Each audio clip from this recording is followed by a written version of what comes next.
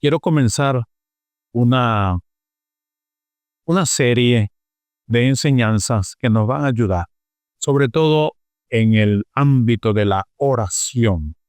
En el ámbito de la oración, porque nosotros ciertamente, una de las áreas o de las disciplinas espirituales que debemos eh, fortalecer en nuestra vida es la oración. Entenderla, vivirla, practicarla. Y cuánta riqueza hay en la comunión con Dios diariamente por medio de la oración. Y he elegido para desarrollar este tema la carta a los Efesios. La carta a los Efesios contiene oraciones sencillas pero muy profundas que el apóstol Pablo hizo a favor de la iglesia de los Efesios. Es una carta maravillosa, muy profunda, de un gran contenido teológico y de un gran contenido doctrinal.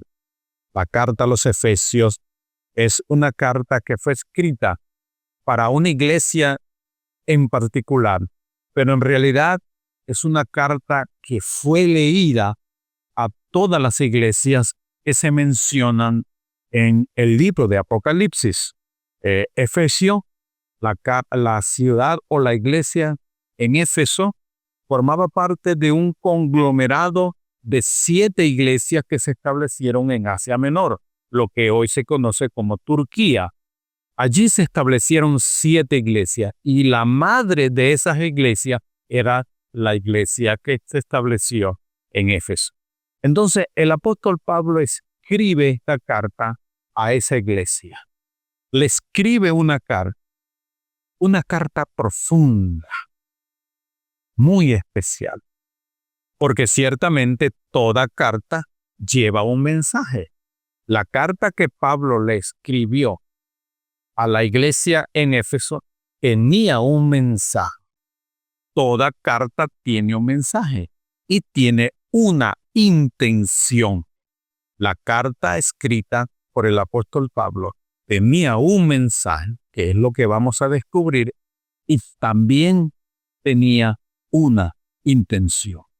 La carta a los Efesios, fue escrita por el apóstol Pablo. Si ustedes pueden ubicar, por favor, la carta en el Nuevo Testamento, está esa carta. Vamos a ubicarla para que nosotros podamos comenzar a analizar el contenido de esta carta. Repito, aunque es una carta muy particular para una iglesia particular, esta carta fue leída en las demás iglesias del Asia Menor, lo que se conoce hoy como Turquía. Ahora, el contenido de esta carta es muy, muy profundo y por eso vamos a ir tocándolo poco a poco. Es una gran necesidad para nosotros hoy que descubramos la profundidad del mensaje que el apóstol Pablo escribió para esta iglesia. En esta carta nosotros encontramos breves oraciones, pero de un contenido muy profundo, de una doctrina pura y profunda que nos va a ayudar a nosotros a crecer en nuestra manera de orar, porque ahora vamos a comparar si realmente estamos orando de una manera correcta cuando descubramos las oraciones que el apóstol Pablo hizo a favor de esta iglesia. Un gran contenido espiritual vamos a encontrar en estas breves pero profundas oraciones que el apóstol Pablo hizo. Ahora, pero es muy importante que nosotros hablemos un poquitico acerca de la iglesia en Éfeso. Esta iglesia fue fundada por el apóstol Pablo en esa ciudad. Pablo la visitó una primera vez en su primer viaje misionero, y en su segundo viaje misionero fue cuando se estableció o se fundó esta iglesia. Pablo hizo un primer viaje exploratorio, y en un segundo viaje, cuando él regresa a esta región, funda la iglesia porque consigue un pequeño grupo de judíos que habían creído al Señor, y Pablo entonces establece la iglesia con ese pequeño grupo. Pablo se quedó 3 años predicando en esas regiones y establece esta iglesia, la imparte las enseñanzas del Señor Jesucristo, y bueno, deja la iglesia bien establecida. Entonces, esta iglesia fue fundada por el apóstol Pablo. Esta iglesia es la madre de las demás iglesias, es decir, a partir de esta iglesia sale el evangelio para otras ciudades y se establecen allí 7 iglesias como un conglomerado de pequeñas congregaciones, pero a partir del esfuerzo misionero y evangelístico de la iglesia de Éfeso. Se fundaron en Pérgamo, en Tiatira, en Filadelfia, en Sardis, que se forman una cadena de iglesias de ciudades que estaban muy cercanas. Entonces, la iglesia madre de las demás iglesias que se mencionan en Apocalipsis capítulo 2 y capítulo 3 es la iglesia de Éfeso. Fue fundada entonces por Pablo en su tercer viaje misionero y permaneció allí 3 años. Repito, Pablo en su segundo viaje misionero, hace un recorrido por esa zona, conoce a algunas personas, pero es en su tercer viaje misionero cuando establece la iglesia con un buen grupo de creyentes judíos que se habían convertido allí. Es una iglesia bien enseñada, porque si ustedes detallan, cuando leen Apocalipsis y hablan la carta a la iglesia de Éfeso, dice que es una iglesia que tenía buena doctrina, buena enseñanza, tanto así que la iglesia pudo detectar los falsos apóstoles y falsos misioneros, falsos creyentes, falsos maestros que se estaban infiltrando, y la iglesia, como tenía buena doctrina y buena enseñanza, esa iglesia los repelió, los expulsó y los desenmascaró. La carta que el Espíritu Santo envía a la iglesia de Éfeso destaca eso. Una iglesia bien enseñada, con buena doctrina, con una buena formación. Esto nos da entonces un indicativo que la iglesia también estuvo bien pastoreada. Pablo permaneció allí 3 años, enseñando, predicando, formando a la iglesia, enseñándole todas las doctrinas fundamentales de la fe cristiana. Cuando Pablo sale de allí y se sigue su ministerio, ¿quién más pastoreó esa iglesia? Timoteo pastoreó esa iglesia. Timoteo fue un pastor de la iglesia de Éfeso. También fue Apolos, porque en su segundo viaje misionero, Pablo consigue a un fervoroso predicador llamado Apolo. Pero antes de Apolo, había unos líderes espirituales que eran maravillosos. Un bello matrimonio. Aquilas y Priscila eran maestros de la iglesia en Éfeso. A ellos los encuentra Pablo y los forma también. Recuerden que cuando Apolo, que era un predicador itinerante, llega a Éfeso, dice la palabra del Señor que Aquilas y Priscila lo tomaron aparte y le enseñaron bien y lo encaminaron bien en las enseñanzas, en la doctrina del Señor Jesucristo. De modo que Apolo, Aquila, Priscila, Timoteo, ¿y saben quién más pastoreó esa iglesia? El apóstol Juan. Allí permaneció Juan. Quizás de allí salió hacia el exilio, hacia la isla de Patmos, donde recibe la revelación del Apocalipsis. Entonces la iglesia estuvo bien enseñada, bien pastoreada. A esa iglesia Pablo le envía una carta, que es la que nosotros tenemos acá. Y es lo que nosotros vamos a considerar. Hermanos, mi intención es hablarles acerca de las bendiciones espirituales en Cristo. La enseñanza que quiero compartir con hoy, esa es la intención. Hablarles acerca de las bendiciones espirituales que tenemos en Cristo. ¿Por qué? Porque cuando Pablo hace su oración, que está en Efesios capítulo 1, versículo 15, yo quiero que me acompañen, por favor.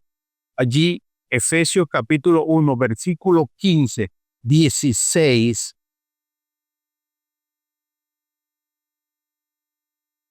Quiero que lean conmigo, sigan la lectura. La palabra de Dios dice, por esta causa también yo. Está hablando el apóstol Pablo. Habiendo oído de vuestra fe en el Señor Jesús y de vuestro amor para con todos los santos, el 16 dice, no ceso de dar gracias por vosotros, haciendo memoria de vosotros en mis oraciones. Pero fíjense, hermanos, que de ahí en adelante Pablo hace una breve pero profunda oración. En el versículo 17, versículo 18, versículo 19, hay una breve pero profunda oración. Pero antes de que Pablo hiciera esta breve pero profunda oración, él destaca una doxología. Pablo expresa una alabanza a Dios. Abre su corazón bendiciendo a Dios a partir del versículo 3. Antes de que Pablo pronunciara su oración, a partir del versículo 17, él hace una alabanza, una bendición. Está desde el versículo 3 hasta el versículo 14.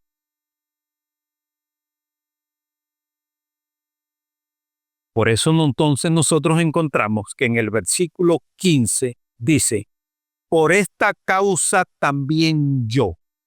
¿Cuál causa? Por esta causa también yo. ¿Cuál causa? Todo lo que se menciona anteriormente. La causa de las bendiciones que tenemos en Cristo Jesús. Ahora, amados hermanos, yo quiero brevemente destacar dos cosas. Mire cómo comienza el versículo 3. El versículo 3 dice, bendito sea el Dios y Padre de nuestro Señor Jesucristo, que nos bendijo con toda bendición espiritual en los lugares celestiales en Cristo. Yo quiero que subrayen dos frases.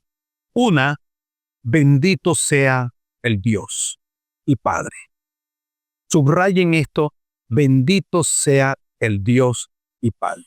Y yo quiero que subrayen también en los lugares celestiales en Cristo. Es la intención, mi intención, explicar esas dos frases para introducir hacia dónde el apóstol Pablo nos lleva acerca del contenido de las bendiciones espirituales que tenemos en Cristo. Porque, amados hermanos, ¿cuáles son esas bendiciones espirituales que tenemos en Cristo? Pablo las menciona en todo este párrafo, del versículo 3 hasta el versículo 12, 14. Él menciona allí cuáles son esas bendiciones espirituales que tenemos en Cristo. Bendito sea el Dios. Esta frase, bendito sea, el Dios. Es una doxología. ¿Qué es una doxología? La palabra doxo significa Dios, lo sagrado. Y logía tiene que ver con el conocimiento de lo sagrado.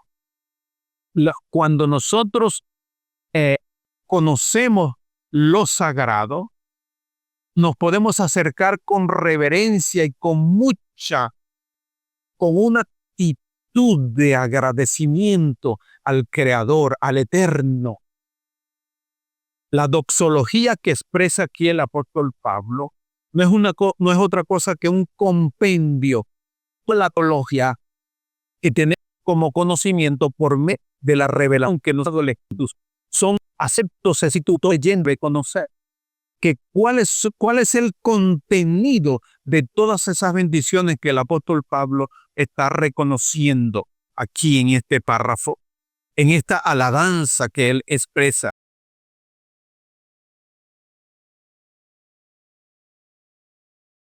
Hermanos, aquí nosotros podemos entender que Dios nos escogió, que Él nos predestinó, que Él nos redimió, que Él nos amó, que Él nos perdonó, que Él nos dio el conocimiento de su voluntad, que Él nos redimió, que Él nos santificó, que Él nos selló con su Espíritu Santo, que su sangre es suficiente para el perdón de nuestros pecados y que fuimos sellados con el Espíritu Santo de la promesa. Todo ese compendio está aquí, en estas bendiciones, que es lo que nosotros vamos a descubrir de aquí en adelante.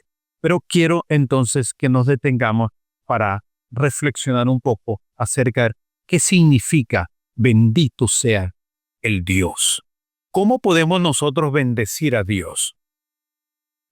Porque cuando Dios nos bendice a nosotros, es porque Dios nos entrega algo. Es porque Dios nos entrega algo. Cuando Dios bendice, es porque Él nos da algo. Es porque Él nos entrega algo. Pero ¿cómo y de qué manera nosotros podemos darle a Dios que Él no tenga? ¿Cómo podemos nosotros bendecir a Dios? ¿Qué es bendecir a Dios? ¿Y cómo podemos nosotros bendecir a Dios? Amados hermanos, esta oración de alabanza que expresa el apóstol Pablo en este primer capítulo de su carta a los Efesios, en verdad es una oración que está cargada de alabanza. Pablo alaba a Dios, bendice a Dios, describe las bendiciones que Dios nos ha entregado, que le ha entregado a la iglesia. Las bendiciones que Dios nos ha asignado en Jesucristo. Y esas bendiciones, por supuesto, vienen a nosotros por medio del Señor Jesucristo. Pero entonces, amados hermanos, ¿qué significa bendecir a Dios y cómo podemos hacerlo como iglesia? Porque cada vez que nosotros nos reunimos, hermano, es para bendecir a Dios. Pero ¿qué es bendecir a Dios? Porque estar en Cristo, hermanos, va mucho más allá de algunas cosas que nosotros creemos que es suficiente. Estar en Cristo es algo mucho más amplio, mucho más espiritual que lo que nosotros pensamos, que lo que nosotros estamos haciendo. Bendecir a Dios, ¿qué es y cómo podemos hacerlo? Hermanos, bendecir a Dios no es otra cosa que reconocer lo que Él es. Lo que Él es. En el Salmo 103, David, el salmista, él comienza su canto de alabanza diciendo, bendice alma mía a Jehová. Bendice alma mía, a Jehová, y no olvides ninguno de sus beneficios. Cuando dice allí, bendice alma mía, ¿qué es el alma? ¿Qué elementos espirituales conforman nuestra alma? Hermanos, el alma está conformada por la mente. Quiere decir que cuando nosotros alabamos a Dios, debemos estar conscientes de lo que nosotros estamos pensando acerca de Dios, un pensamiento correcto acerca de Dios.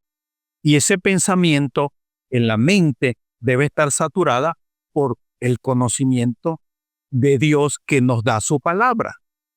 No podemos alabar a quien no conocemos. ¿Cómo puedo hablar yo bien de alguien que yo no conozco? Por lo tanto, bendice alma mía. El primer elemento que nosotros debemos entender es que yo debo tener un pensamiento nutrido. Yo debo conocer a quien yo estoy bendiciendo o hablando bien. ¿No creen ustedes, hermanos, que esa es una de las razones por la cual escasea la alabanza en nuestra boca? Porque no conocemos a Dios. Entonces, el alma está conformada por la mente, por los pensamientos, pero también por las emociones. En el alma están las emociones. Quiere decir que a mí tiene que emocionarme lo que yo conozco de Dios. Tiene que haber una exacerbación del amor que yo debo sentir hacia Dios.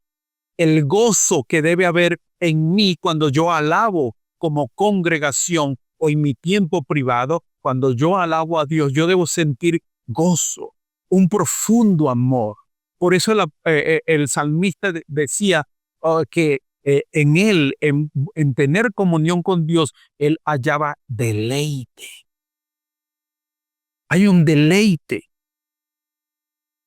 cuando nosotros nos acercamos a Dios. Entonces, amados hermanos, amar a Dios, eso tiene que emocionarnos a nosotros. Bendice, alma mía, a Jehová. No solamente el alma está conformada por la mente y los pensamientos, no solamente está con las emociones.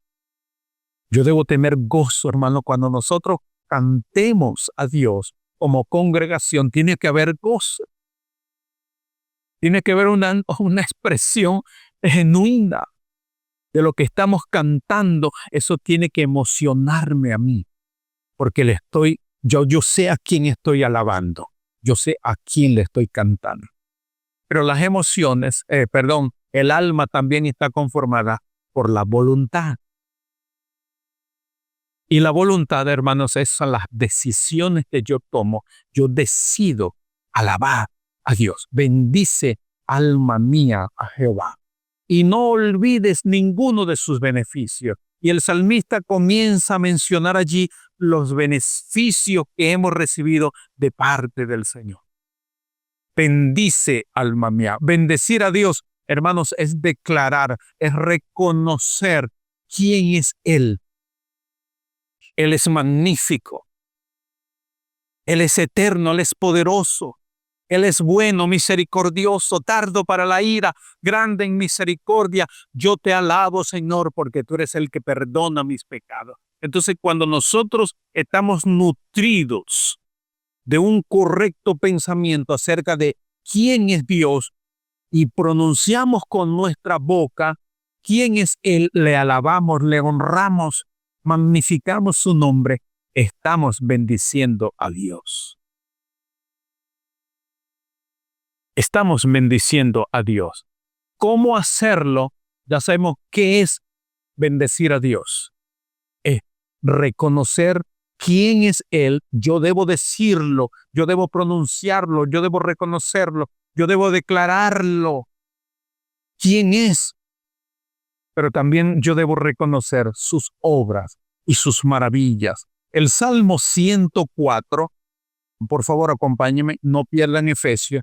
El Salmo 104 es hermoso. Hermoso ese salmo. El Salmo 104, que sigue al 103 en el mismo contenido,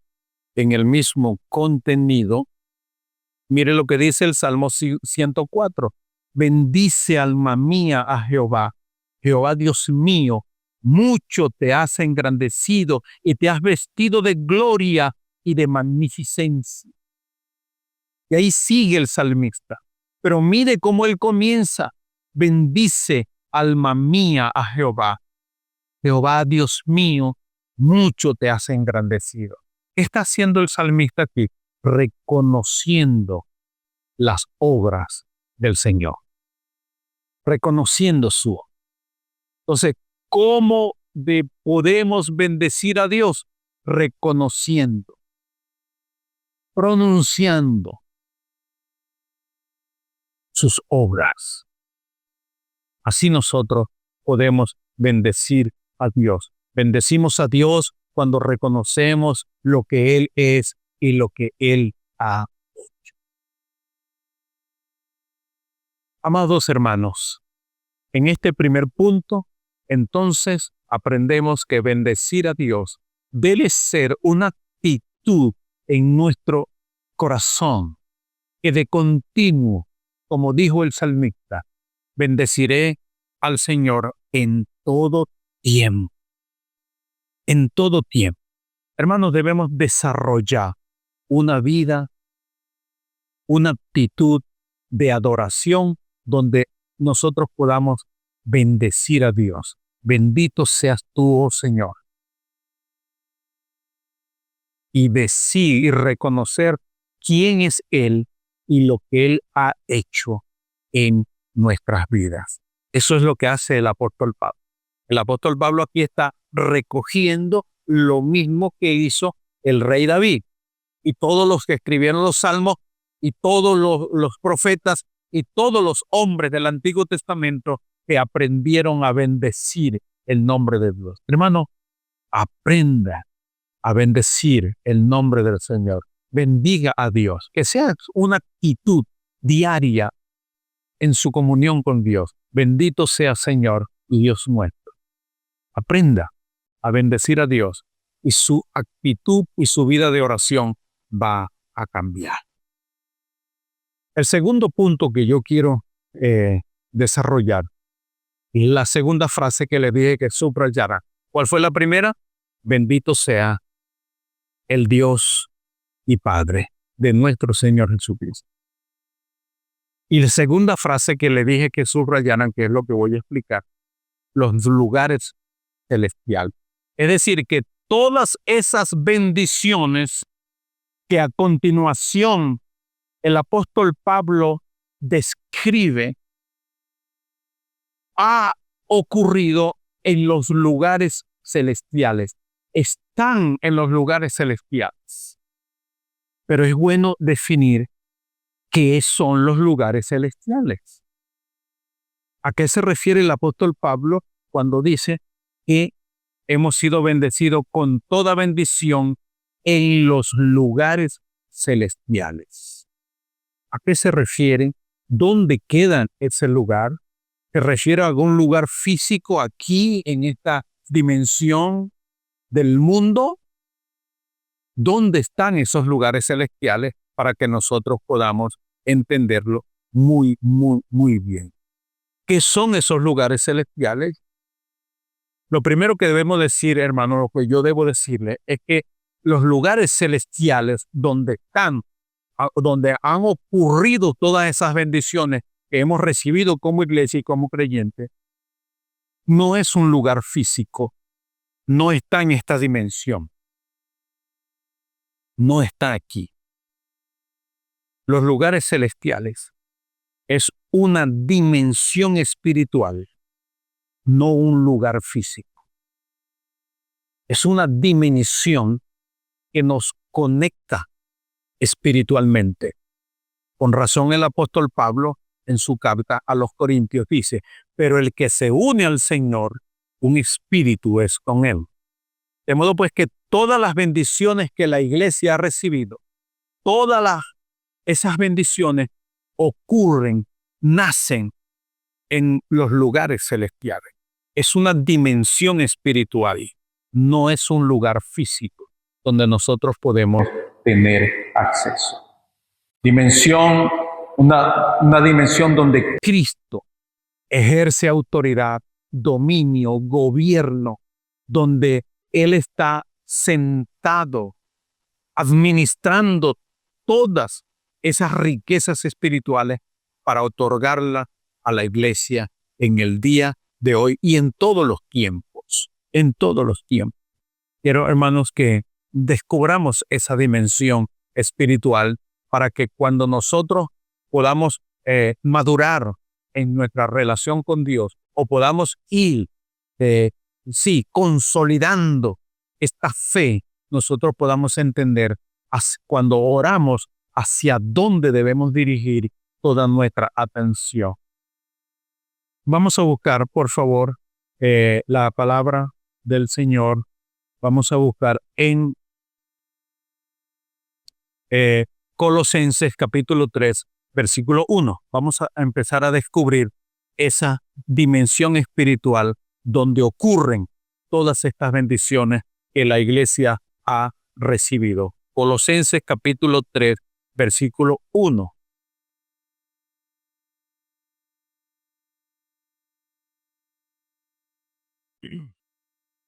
Colosenses capítulo 3, versículo 1 dice, quiero que todos estén ubicaditos, dice la palabra de Dios. Sí, pues, habéis resucitado con Cristo, buscad las cosas de arriba, donde está Cristo sentado a la diestra de Dios. Poned la mira en las cosas de arriba, no en las de la tierra. Aquí descubrimos que esa dimensión espiritual, donde están todas las bendiciones espirituales que tenemos en Cristo, está donde Cristo está sentado. ¿Y dónde está Cristo sentado? Dice la palabra de Dios que está a la diestra del Padre, gobernando, ejerciendo poder y autoridad para la iglesia. Allí el Señor está intercediendo, está abogando, Él está administrando, Él está gobernando, Él es la cabeza, Él es la autoridad de la iglesia. Él está administrando todas esas bendiciones que la iglesia recibe día a día y que cada creyente recibe cuando acude al Señor en oración. Ese es la dimensión espiritual donde está Cristo en su trono. ¿Dónde queda ese trono? ¿Dónde está ese trono? Además de la manifestación de la autoridad del gobierno y la presencia de Cristo por medio de su Espíritu Santo en nuestros corazones, porque la Biblia dice que Él envió a su Espíritu Santo para habitar en nosotros.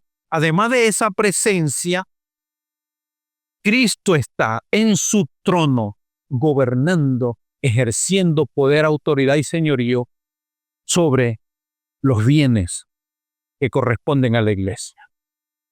Ahora, amados hermanos, ese trono está mucho más allá de lo que nosotros podemos imaginarnos, en los cielos, más arriba de los cielos, ¿verdad? Como lo dice la palabra de Dios, como terminamos de leer, dice aquí que donde Cristo está sentado. Por supuesto que Cristo debe estar en su trono en nuestro corazón, sentado en su trono en nuestro corazón. Pero hay un trono espiritual donde Cristo gobierna y donde Cristo ejerce autoridad sobre toda la creación y específicamente de la iglesia. Busquemos también Filipenses capítulo 2. Filipenses capítulo 2. para que descubramos también, reafirmemos lo que la palabra del Señor nos dice. Filipenses capítulo 2, 9 y 10. Filipenses 2, 9 y 10 dice de la siguiente manera. Está hablando de Cristo, viene hablando de la humillación y la exaltación de Cristo. Pero el versículo 9 dice, por lo cual Dios también le exaltó, se está refiriendo a Cristo, lo exaltó hasta lo sumo y le dio un nombre que es sobre todo nombre, para que en el nombre de Jesús se doble toda rodilla de lo que están en los cielos y en la tierra y debajo de la tierra, y toda lengua confiese que Jesucristo es el Señor, para gloria de Dios Padre. De modo que el gobierno, la autoridad y el señorío de Jesucristo va mucho más allá de lo que nosotros podemos imaginar. En los cielos y aquí en la tierra y debajo de la tierra. Ahora podemos entender cuando el Señor oró en su oración, cuando Él dice, hágase tu voluntad en los cielos y en la tierra. De modo pues que el gobierno y el señorío de Cristo, que está en su trono, lo ejerce sobre toda la creación, visible o invisible. Entonces, los lugares celestiales que menciona Pablo en su carta, en el capítulo 1, en su carta a los Efesios, dice que esas bendiciones están en los lugares celestiales en Cristo. Por otra parte, más amados hermanos, Cristo ejerce toda autoridad y desde allí imparte sus bendiciones a la iglesia. Hebreos 4:16. Hebreos, vamos a buscar la carta a los Hebreos para que nosotros podamos leer lo que la palabra del Señor dice en Hebreos 4:16. Dice de la siguiente manera. Hebreos 4:16 dice así: acerquémonos pues. Está hablando a la iglesia. Acerquémonos pues confiadamente, ¿a dónde? Al trono de la gracia, para alcanzar misericordia y hallar gracia para el oportuno socorro. ¿Cuál es el trono de la gracia? Donde está Cristo, donde gobierna Cristo, donde Cristo imparte sus bendiciones a la iglesia. Por eso el escritor a los Hebreos dice que debemos acercarnos. ¿Y cómo nos acercamos nosotros al trono de la gracia? A través de la oración, hermanos. A través de la oración nosotros nos acercamos al trono de la gracia para recibir las bendiciones del Señor. A todas nuestras necesidades, para hallar la ayuda y el oportuno socorro a todas nuestras necesidades. El trono de la gracia es donde Cristo administra sus bendiciones para otorgarla a todos los creyentes, a todas sus necesidades, a la iglesia. El trono de Cristo, donde Él gobierna. Romanos 8:34. Vamos a ver qué dice. Romanos 8:34. A ver. Romanos 8:34. Vamos a ver qué dice esa palabra. Romanos 8:34 dice, ¿quién es el que condenará? Cristo es el que murió. Más aún, el que también resucitó. El que además, ¿qué dice? Está a la diestra, el que también intercede por nosotros. Esa es la función sacerdotal que nuestro gran sumo sacerdote, el Señor Jesucristo, ejerce. Esas son sus funciones. para la iglesia, para bendecir la iglesia. ¿Qué hace Cristo, hermano? Intercede, administra todas esas riquezas espirituales para otorgarla a la iglesia. ¡Qué bendición! Bendito sea el Señor, porque Él intercede por nosotros. Él obra a favor de nosotros. Cuando nosotros acudimos con profunda humillación a Él en la oración, Él nos ayuda y nos imparte su oportuno socorro a todas nuestras necesidades. Me encanta el que además está a la diestra de Dios. Eso es poder, señorío, gobierno. Eso es honor de que está vestido nuestro Señor para otorgarnos todas esas bendiciones que el apóstol Pablo menciona de una manera condensada en esos primeros 12 versículos que encontramos en el capítulo 1. Y qué hermoso, hermano, el que también intercede por nosotros. Hermoso. Oh, bendito sea el Señor. Él intercede por nosotros. Hermanos, nosotros no nos imaginamos las cosas espirituales que han ocurrido en nuestras vidas por la intervención o la intercesión de Jesucristo a nuestro favor. Qué maravilloso es esto. Ahora, hermanos, lugares celestiales. Pero saben que además de lugares celestiales, también el apóstol Pablo menciona regiones celestes. Y esas regiones celestes las encontramos en Efesios capítulo 6. Vamos a buscarlo. Efesios capítulo 6. El versículo 12. Ya hablamos de lugares celestiales. Esos lugares celestiales es donde gobierna Cristo, donde está el trono de Cristo, donde está Dios, lugares celestiales. Desde allí, desde esa dimensión, se administra para la iglesia todas las bendiciones que recibimos a diario. Pero también el apóstol Pablo, además de lugares celestiales, habla de regiones celestes. Mire cómo dice el versículo 12. Porque no tenemos lucha contra sangre y carne, sino contra principados, contra potestades, contra los gobernadores de las tinieblas de este siglo, contra huestes espirituales de maldad. Ahí se menciona. ¿Dónde? En las regiones celestes. Hermanos, hay una gran diferencia entre lugares celestiales y regiones celestes. ¿Cuál es la diferencia? ¿Cuál es la diferencia? Lo vamos a descubrir.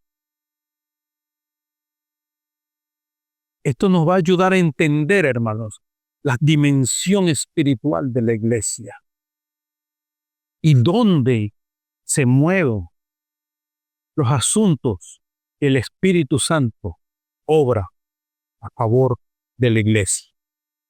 Hermanos, los lugares celestiales es lo que hablamos al principio. Los lugares celestiales es el ámbito espiritual.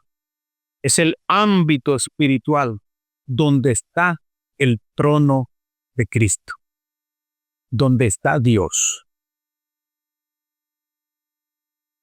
Las regiones celestes es un ámbito donde operan las fuerzas espirituales malignas. Es decir, está circunscrita donde habitan los demonios. Las regiones celestes está circunscrita a la habitación donde operan los demonios y los espíritus malos. Ahora, como ya lo leímos, Pablo describe quiénes habitan las regiones celestes. ¿Dónde están las regiones celestes? Hermanos, la palabra aquí celeste significa el cielo que está sobre otro cielo. Eso es lo que significa la palabra celeste. Nosotros, los humanos, podemos ver un cielo que es el cielo que nosotros vemos físicamente. Sobre ese cielo, sobre ese universo que nosotros podemos ver, donde están las constelaciones, hay otro cielo que se conoce bíblicamente como las regiones celestes. Ese cielo que está sobre este cielo que nosotros vemos es donde habitan los demonios. Desde allí operan. Desde allí imparte su función sobre el mundo y gobiernan a todos aquellos que viven alejados del conocimiento de Dios. Ese es el lugar donde habitan. Pablo lo describe aquí muy bien, porque no tenemos lucha contra sangre y carne, sino contra principados, contra potestades, contra los gobernadores de las tinieblas de este siglo, contra huestes espirituales de maldad. Y aquí está la ubicación. ¿Dónde están? En las regiones celestes. En las regiones celestes. Desde allí, desde el cielo que está por encima de este cielo que nosotros vemos, es donde están las regiones celestes. Vamos a ver Efesios 2:2. Allí mismo la carta a los Efesios, el capítulo 2, versículo 2. Dice la palabra del Señor de la siguiente manera, Efesios 2:2. Y Él os dio vida a vosotros cuando estabais muertos en vuestros delitos y pecados, en los cuales anduvisteis en otro tiempo siguiendo la corriente de este mundo, conforme a quién, al príncipe de la potestad del aire. Se refiere a las regiones celestes. El espíritu de la potestad, el príncipe de la potestad del aire, se está refiriendo a las regiones celestes. ¿Quién es el príncipe de la potestad del aire? Satanás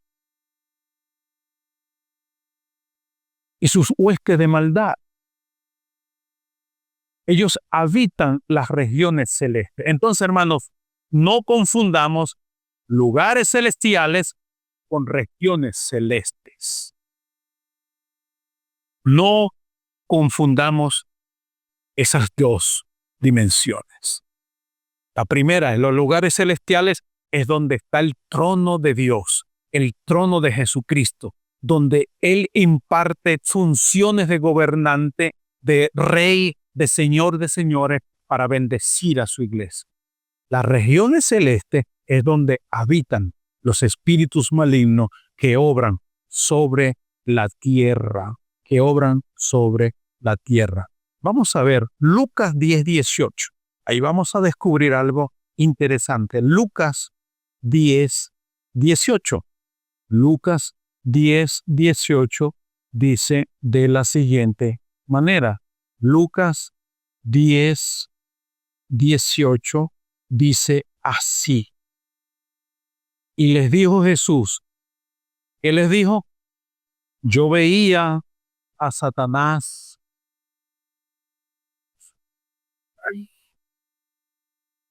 caer del cielo. ¿Cuál cielo?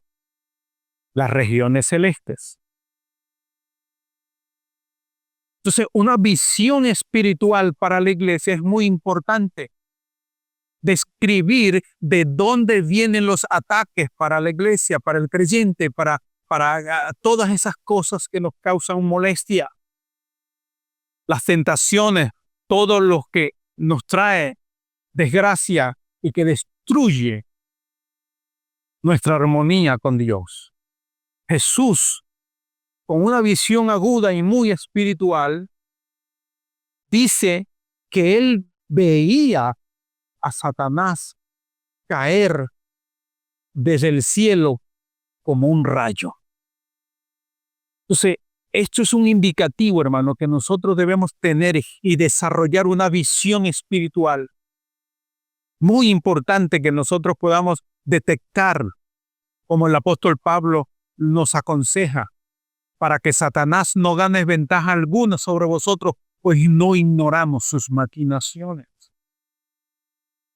Es muy importante entonces que sepamos diferenciar esas dos dimensiones. Ahora, hermanos, quiero ir finalizando esto, hablando acerca de las bendiciones espirituales, las que tenemos en Cristo. Esas bendiciones espirituales que tenemos en Cristo, amados hermanos, las recibimos porque somos hijos de Dios. Porque Dios no entrega sus bendiciones a aquellos que no sean sus hijos, a menos que, como dice la palabra de Dios, que Dios no oye a los pecadores, pero si alguno es temeroso de Dios, a ese oye. Dios concede la bendición del arrepentimiento para que nosotros podamos comenzar a disfrutar del manjar, de las mesas que Él ha preparado, que Él ha aderezado delante de nosotros, como dice su palabra en el Salmo 23, aderezas mesas delante de mí en presencia de mis angustiadores. Entonces, esa mesa que Dios ha preparado, ese alimento espiritual, esas bendiciones que Dios ha preparado en presencia de nuestros angustiadores, son estas bendiciones que Pablo describe. Y ahora podemos entender, hermanos, cuando aquella mujer sirofenicia perseguía a Jesús diciéndole que sanara a su hija y Jesús parecía que no le hacía caso. Hasta que Jesús se detuvo y le dijo, mira, no está bien dar el pan de los hijos a los perrillos. No está bien. Eso no está bien. Y aquella mujer llena de fe, y aquella mujer llena de una profunda necesidad, le dijo, sí, Señor, yo lo sé. Los hijos tienen que ser saciados primero, pero ten misericordia de mí. Y aquello conmovió a Jesús, y Jesús atendió la necesidad de aquella mujer, y Jesús sanó a su hija. Hermanos, las bendiciones de Dios están delante de lo que son sus hijos. Por eso entonces entendemos Juan 1:12, cuando la palabra de Dios dice, mas a todos los que le recibieron, a los que creen en su nombre, les dio potestad de ser hechos hijos. Y son los hijos los que reciben este alimento. Estas bendiciones son para los hijos, para los que han nacido de nuevo, para los que han entendido el plan de redención. Hermanos, si esto es una exhortación para la iglesia, hermanos, que nosotros no despreciemos estas bendiciones, que nosotros podamos abrazarla y que podamos atesorarla y que nosotros podamos entender, hermanos, que hemos sido bendecidos con toda bendición espiritual en los lugares celestiales con Cristo. La iglesia ha sido bendecida.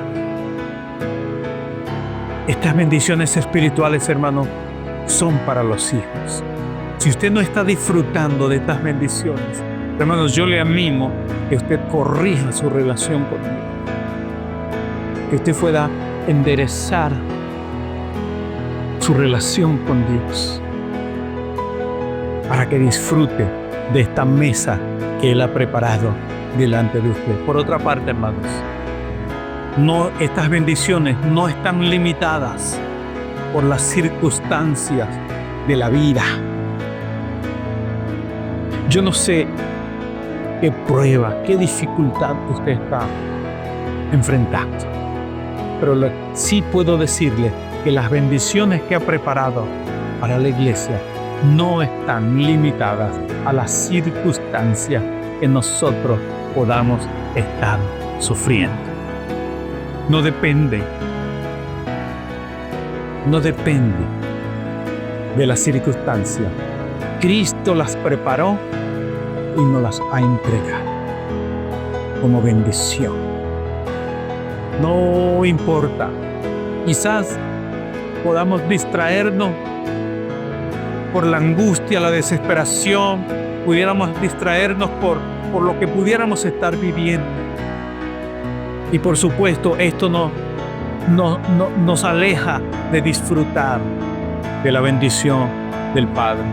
Por otra parte, hermano, esas bendiciones están seguras, son inmutables, no cambian,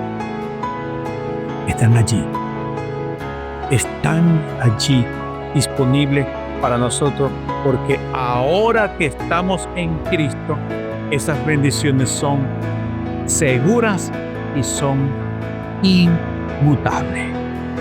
Hemos aprendido en el día de hoy a bendecir a Dios. Bendito sea el Dios y Padre de nuestro Señor Jesucristo. Hemos aprendido qué es bendecir a Dios. Es reconocer lo que Él es, que nosotros podamos decirle a Él lo que Él es, pero también debemos reconocer lo que Él ha hecho, sus maravillas, sus obras.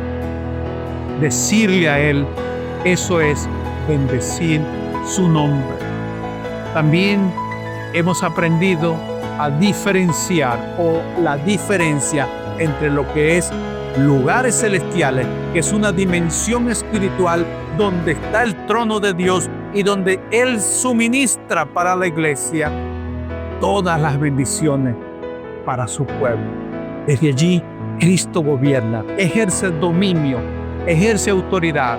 Él es magnífico, Él es poderoso. Su trono está accesible para nosotros porque la palabra de Dios dice que nosotros vayamos ante su trono para hallar la ayuda y el oportuno socorro a todas nuestras necesidades. Amados hermanos, debemos ir con un intenso deleite ante la presencia del Señor para alabarle. Allí debe estar nuestro deleite, alabar a Dios por lo que Él es y por lo que Él ha hecho. Eso es lo que significa entonces esa doxología. Bendito sea el Dios y Padre de nuestro Señor Jesucristo. Las bendiciones, hermanos, fíjense, hermanos, cuando nosotros corrijamos la intención de nuestras oraciones, ahora vamos a comprender, hermanos, que las bendiciones, las que nosotros buscamos, son temporales. ¿Qué buscamos nosotros? Señor, bendíceme, dame un mejor trabajo. Señor, provéeme. Señor, dame para esta vida. Todo lo que estamos pidiendo son bendiciones temporales. Son cosas que se van a quedar aquí, que de alguna manera pues nos bendice y nos trae satisfacción. Pero eso es temporal. Eso es temporal. Debemos entonces abarcar las bendiciones que son eternas. Allí es donde debemos encontrar nuestro deleite. Nuestro deleite debe estar en las bendiciones que son eternas, que trascienden hacia la eternidad. Lo que Pablo describe allí: hemos sido escogidos, hemos sido predestinados, hemos sido redimidos, y que nuestro deleite sea lo espiritual.